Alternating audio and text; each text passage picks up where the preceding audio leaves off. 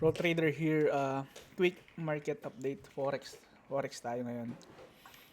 Okay, tingnan nyo itong nagawan ko na siya ng paraan, di ba yung sinasabi ko sa inyo ng isang araw, so yung ginagawan ko ng paraan.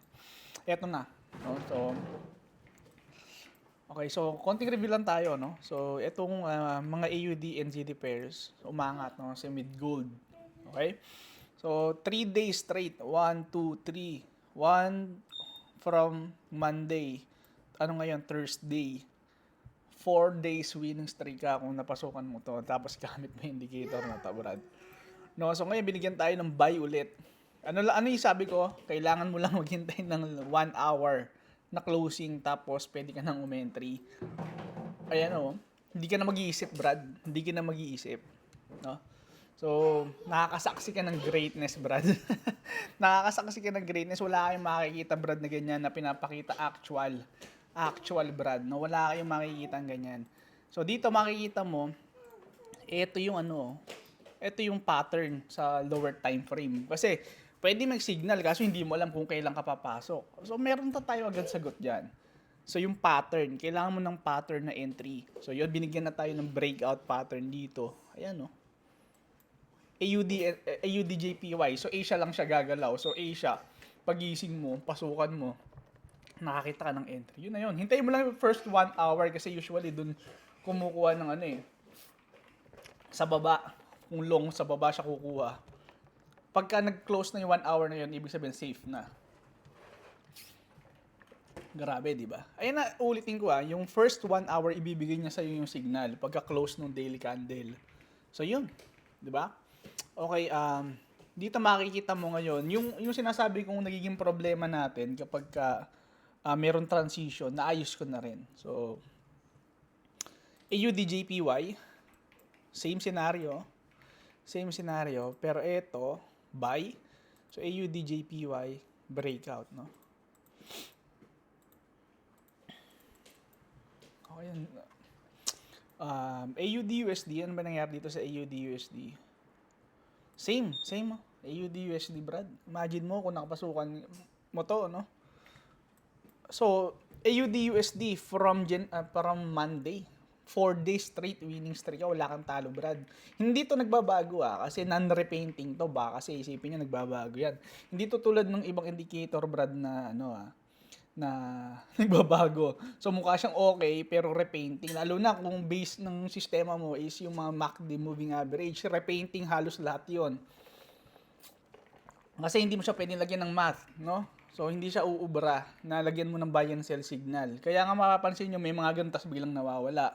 Kasi ganun din yung ginagawa ko, no, which is sobrang mali nun. Kasi nakadepende yon sa replay. So kapag umangat yung replay, naka-buy signal yon. Pero sa actual, hindi siya nagsisignal. So, ito is non-repainting. Ibig sabihin, once na mag-close yung candle, yung first 1 hour, bibigyan ka na agad niya ng signal. Ganun lang siya, kadali. 4 days winning streak. Wala kayong nakikita pinapakita yung ganyan actual. Di ba kahapon? Ganun din. Di ba sabi ko buy dito sa may GBP JPY? Sabi ko ma-stop out ako. Na-stop out nga ako pero 3/4 yun. Pero, mali lang ako ng timing. Tangina. Tingnan mo to. Tama din tayo Tama din kaso nga lang, mali lang ako ng timing. Masyadong maaga entry ko. Pero, di ba London session? So, di ba sabi ko laging last 1 hour ng London session? Eto, medyo na-delay lang ng konti. Oh, diba? Sabi ko sa inyo, hindi yan nagkakamali. Kasi nga, kakaiba yung indicator na yan. No, kaso punta mali akong timing. Kung tamang timing ko, 4/4 sana. Okay. Okay, AUD NCD. Tingnan natin AUD NCD. Ito, sell tayo sa AUD. Wait lang.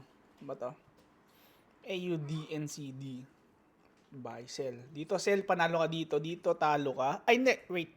Sell. Dito ka ngayon magsesell. AUD NCD. Selling area to. Nakita mo to? Previous week low. Yan yung area mo ngayon para mag-sell. Kasi nga, naka-bullish pattern ka dito Right? Bullish pattern Ito kasi is inside. Nakita mo inside. So dito probably, 'di ba panalo ka rito kung nakapag-sell ka rito kasi ito green, 'di ba? So para maging bearish pattern yan, kailangan is magkaroon tayo ng reclaim dito. So panalo ka diyan kahit na maliit lang, hindi na target to. Ngayon kasi hindi laging continuation play. Hindi laging matatarget yung low. Usually nagkakaroon siya ng inside na tinatawag. At eto, nagbigay siya ng bullish pattern. Ngayon, 'di ba, sell signal. Ngayon, yung time mo para mag-sell. Pero hintayin mo muna yung bearish pattern kasi hindi ka pwedeng nagsesell sa momentum ng buy. Okay, so waiting tayo dito for selling dito, no? Okay, so nasa previous week low ka, ibig sabihin lang yan, retracement yan, ito possible na. Pero day 1 niya yun, no? Day 1, yes, day 1. Correct, day 1. So possible selling nga, no? Tingnan natin dito. USD JPY. Nakita mo, ito yung problema natin last time, no? Di ba pagka nag-sell, pag na-target mo na yung target mo, kailangan mag-switch siya. So, ito, binigyan niya na tayo ng signal, oh. Buy. Dito, buy. Nakita mo ito, buy. Umangat. Okay? So, tingnan nga natin sa USD JPY. Ayan, oh. From buy. Ano ba USD? New York. Saan yung New York? Ito, oh. Saktong-sakto yan, Brad. Saktong from New York, oh. So, kung nakapag-entry ka dito sa bullish pattern, stop loss ka dyan, that is 5:1. 5:1, no? Ganun lang siya kasimple. Hindi ka na mag-iisip. Tinanggal ko na lahat ng pag-iisip kasi nga, yun yung isa sa mga problema ng trader, walang isip, no? So, tatanggalin na natin yung pag-iisip. Kasi mahirap nga yun, eh. Hindi naman lagi ikaw naka-tune in ka sa chart, eh. So, kailangan dapat hindi ka na nag-iisip. Kaya yan, merong mga bar color. So, para, halimbawa, binigyan ka na ng signal, kailangan mo na lang isipin, anong session? Ngayon, kung alam mo na yung session, alam mo na ngayon yung entry agad. Okay, di ba, Red? So, ano yung entry mo? Yung low, di ba? Para maging bullish. Okay, so, ganun lang siya kasimple, Brad. No? Ganun lang siya kasimple. Hindi yan nagkakamali. Hindi yan nagkakamali. Pero, syempre, i-improve pa natin yan. No? Kasi medyo pangit pa tingnan, eh. So, soon, mas magaganda pa yung tingnan. Tira mo naman to, Brad. Imagine mo, napasukan mo tong AUD CAD. Puta na, kala mo ka, sitting pretty ka ngayon yan, Brad, oh. Buy from here. Nakita mo gaano kalaki. Imagine mo, mapasukan mo to intraday. So, nakita mo ito is inside. So, breakout yan. So, magiging entry mo dyan is ito, Brad, no? Ito yung magiging entry mo dyan. Magiging entry mo dyan is yung sweep na to. Lagyan mo ng stop loss dito. Imagine. Lan to? 8:1. Sobrang laki nun. Imagine mo, nag-risk ka ng 100, meron ka 800. Okay? So, malaki yun. Sobrang laki nun, Brad. No? So, dito kita mo sell. AUD CAD. Dito yung naging selling mo. I mean, dito kasi medyo ma-off ka dyan kasi dapat CAD, eh. So, dapat New York. Dapat dito. Dito hindi ka na mapag-sell kasi naka-bullish pattern ka. Gagayahin, ulitin ko, Brad, meron kang signal. Ngayon, bibigyan na kita ng pattern. Sa pattern, doon ka i-entry. Pag bullish, tapos sell, para ka namang gago nun pagka umentry ka doon, di ba? Wala kayong makikita. Nagko-content na ganyan, bibigyan sa'yo entry. O bibigyan sa'yo kung anong pair na itatrade. Maniwala ka lang. Hanap ka. Ito mo? First 1 hour, bullish. Dahil bullish to, retracement lang.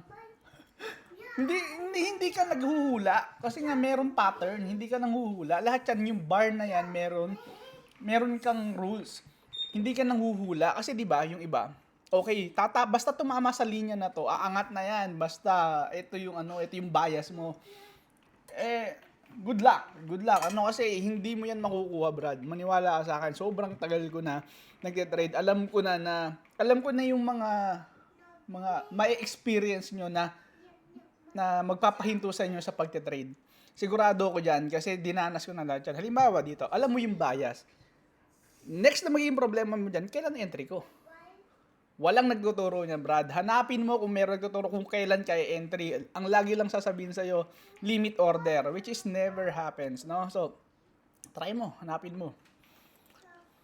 NCDJPY, ano ba nangyari dito? Buy. Nakita mo, Brad?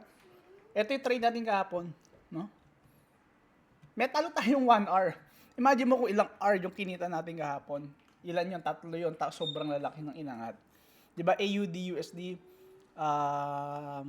eh, AUD CAD, nasa ba AUD CAD? Ayun, nasa AUD CAD. Ito yung mga entry natin, AUD, USD, AUD CAD. Ito yung entry natin kahapon, brado. Diba? Tapos AUD, USD. Wow. Naalala mo naman, brado. Diba? Ano yan? Breakout pattern lang ulit yan, no? Diba? Walang bumola sa'yo. Walang bobola sa'yo kasi meron signal. Kumbaga, malalaman mo agad kung tama o mali ka kasi nga hindi siya bola. Kumbaga malalaman mo agad, okay, tama ba tong signal to? Kasi ma-check mo eh, makikita mo yung history. Kasi nga lahat yan hindi nagbabago. Hindi nagbabago, no? So, actually, recently lang tong invention ko na to na, na nagagamit ko ngayon. Kasi nga, umabot ako ng 2 years sa pagbuo nito. So, ngayon, nasasaksihan nyo yung nangyayari, no? So, makikita nyo, Brad, no? Makikita nyo. NCDJPY, yan, buy din tayo dito. So ano to, red siya. So, kumuha siya ng low. Dito, pwede pa tayo umentry dito. Ano ba NCDJPY? Pwede natin siya entryhan pa. Yes, pwede pa natin to entryhan kasi si-sweep muna to bago siya mag-dump. Alright? Kasi, di ba, nasa high siya. Nasa high siya ng last week eh. Di ba, nasa high siya last week? So, pwede naman maging ano na to ha. Pwede na dito Pwede na ba? Dalawa lang yung scenario dito. It's either mag-sweep na ito, tapos mag-chop na. Ulitin ko, nasa high ka, no? So, ang target mo ngayon is intraday na lang. So, maliita na lang to, hindi tulad nung entry natin. Di ba, ang dami niya sabi, huwag kang papasok ng Monday kasi pinakapangit mo. Monday, pinakamaganda sa lahat, Brad. Monday, pinakamaganda sa lahat. Yan yung intra-week, kukunin niya agad yung intra-week. So, tapos, after nun, Wednesday, Thursday, puro intraday na lang yan, puro maliita na lang yan. Okay? Ako na mismo sabi, pinapakita ko sa inyo eh. Wala naman akong pinapakita sa inyong result. Pinapakita ko sa inyo proseso mismo, chart mismo. Wala, meron ba ako pinakita sa inyong result? Wala naman, di ba? Pinakita ba ako sa inyong pera? Wala. Ito mismo, chart. Wala kayong makikita ganyan. Wala kayong makikita ganyan. Puro result. Bigla na lang nagka-result kahit walang ginagawa. Yan o. Buy. So, pwede pang umisa to ah. Tapos mag-chop na. Hindi na ako dito hahabol ng malakihang entry kasi mag-chop na yan. Bakit? Tapos na yung cycle eh. Ayun o. 1, 2, 3. Tapos na yung cycle. Okay? So, halimbawa dyan, magsisignal ngayon yan na malakas yung asset na yan. Tsaka kayo magsisulong. Diba? So, kailangan malaman mo yung cycle. Kasi hihinto dyan yan, mag-chop. Mag-chop yan. So, dito buy. Kaso red siya. So, possible kunin niya pa tong low. Or, magkaroon tayo ng breakout. Hintayin natin mag-blue to. No? Hintayin natin in 9, 11, 12, 13, 14. Alas 2. So, 2 hours. Tingnan natin. 3 hours. 1 hour na lang. 1 hour, no? Breakout yan. Buy natin mo naman, Bredo. Ulitin ko, non-repainting yan. So, once na ibigay ng market yung entry mo, hindi na yan magbabago, Brad. No? NCD CAD. Ano to? Buy. Ayun, no? Ito, isa rin ata to sa entry natin kahapon. Ay, hindi natin ito na-entryhan. Kasi, naging apat na entry natin kahapon. Talo tayo sa GBP, JPY. No? Buy. Dahil red dyan, bullish pattern yan is breakout na to. Ayun, no? Hindi ka nang huhula, hindi ka lagay ng trend line. Kasi pag lagay ka nang lagay ng trend line, parang kang gago nun. Hindi mo lalagay ka ng trend line, tapos hindi mo alam kung bakit meron trend line doon. Kasi halimbawa, bumaba ako ng 3 minutes time frame. Pwede ko rin lagyan ng trend line yan. Oh. Tapos entryan mo. Tapos nakukuha lang stop loss mo. O, for example, ito, pwede ko din lagyan ng trend line yan. Diba? Walang sense. No, walang sense. Pinapakita ko sa inyo, ano yung merong sense. Ayan, no? Kasi nga, meron kang target, tapos meron kang signal. So, ngayon, pwede mo na gamitin ngayon yung trend line mo. Meron na ngayong point yung trend line mo, hindi yung kung saan mo nilalagay. Diba? Ngayon, may pattern ka na rin. Alam mo na rin kung kailan ka papasok. Hindi yung pag-breakout nito, tsaka papasok. Naniwala ka naman. Diba? Ganyan, may point. Diba? Pinapakita ko sa inyo. NCD, USD. Same. You know? Buy. Oh, first 1 hour binigyan ng signal. Ano yung kailangan mong gawin? Simple lang. Kunin mo lang yung pattern. Ano yung pattern? Okay, yun. Diba? Yun lang simple. Tingnan mo rin kung ano session. NCD, USD. So, kailan siya gagalaw? Asia. Diba? Sambe Asia. Ayun, no? May hati-hati na rin yan. Ewan ko na lang, ano, kung hindi mo pa mag-gets yun, no? May hati na yan, no? Asia, London, New York, London, tapos New York, tapos reset block. Diba? Hindi ko na nilagyan ng ano kasi masyado ng parang pang-engot ka na nun kapag may label ka pa rito, diba?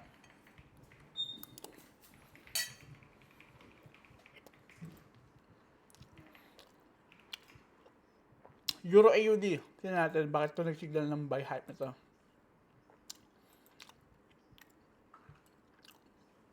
Dito buy, okay? Hindi. Sell. Ito yung sinasabi ko, Brad. Ito na yung nasolusyonan natin. Ay, ano wala? Ayan, no? Sell. Nakita mo dito? Pag close niya, pagbigay na ng sell. So ngayon, yung intraday mo kailangan pag na-hit na yung target, 'di ba? Buy ito. Na-hit na ba yung target? Yes. Na-hit na yung target, switch to sell. Napag-sell ka dapat dito. Kasi sell yung cycle 'di ba? No? Tapos sell ka rin dito. 'Di ba? Tapos inside breakout ka. Intraday ito, baka akalain nyo mali ito. Okay, so nag-ano na siya, tawag dito, naayos ko na siya. Ngayon kailangan ko na lang siya i-override para burahin niya tong mga buy. Kaso hindi ko pa siya magawa ngayon kasi magkaiba siyang indicator. Ayun, basta yun, mali, ayun, Okay. Eto, dito, Eto, Brad, din mo to buy, panalo ka. Dito, umentry ako agad. Yun lang yung naging problema ko kasi na-fake ako. Which is normal kasi dito, nakita mo to. Dapat umangat na siya dito pa lang Kasi binigyan niya na ako ng bullish pattern. Pero ngayon, yung second na 4 hours niya is binigyan niya ako ng bearish. So ngayon, dun na-confirm ko na sa JPY dito siya. Kaso hinold ko pa. Dati di ko hinold. Para maliit lang yung talo. Siguro mga 1/4 lang yung talo. Kaso hinold ko hanggang stop loss. No? So medyo matigas din kasi ulo ko no? Pero Brad, sabi ko sa'yo, buy, di ba? At London session kasi GBP. Ayun Ayun Di ba? Sabi ko sa'yo, walang talo yan, Brad. Kahit na anong gawin mo dyan. Kasi nga, naka-code dyan. Ibig sabihin, hindi yan magbabago. For example, dito, British GBP AUD. Papakita ko sa inyo, Brad. Ito yung naayos ko na. Ayan, Naka-buy siya kasi nga sa intraday yon. Pero binigyan tayo ng bearish 3-day cycle. Kaya kailangan mag-sell ka once na mabigyan ka ng pattern na selling. Kasi dito, selling na to Nung nakuha niya na yung low na to. So, dito, sa GPP, kailan ba to? Ayan, London niya, Dapat dito yung selling mo. 'Di ba? Sayang. Kailangan ko na lang i-add yung na yon. Kailangan ko na lang i-add yung sell na yon. Okay, so ayun sell. Ito na yan, etong sell na yan, pambuo na to. Ayun, buo na yan. Ito kasing buy na is intraday. Naka-code siya na ganoon. Ngayon, malilito ngayon yung signal kasi nga naka-intraday siya. No? So, kapag naka-sell to, mas yung sa cycle. Okay, kasi ganito yung magiging problema diyan. Usually it takes 1 to 2 days bago kasi transition yan Pag sinabi natin transition, for example, bullish, para ma-confirm na yung trade is bearish, kailangan niya muna mag-transition di ba? And usually, naabot siya ng 1 to 2 days. Ngayon, 2 araw yung magiging mali mo sa signal. So, yun yung inayos ko. Yun yung nakikita nyo ngayon. No?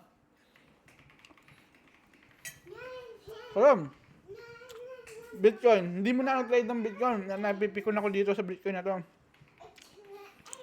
Sell. Kailan ba yung New York? New York. Ito yung New York ko. Di ba naka-sell? Ayun Di ba? Hindi ko muna siya tinetrade. Kasi ang pangit. Sobrang pangit. No? Yun yung reason bro kung bakit ako nag-add ng Forex. Kasi malinis sa Forex. No, in-update ko lang kayo. Kasi, pero lilinisin ko ngayong araw yung signals. No? Kasi, nagpapatong siya eh. Isa malaki, isa maliit. Ngayon, gagawin ko, buburahin na dapat yung mga invalid na signals kapag ka nag-override ng system. Yun lang, Brad. Yun lang, no? So, mamaya ulit.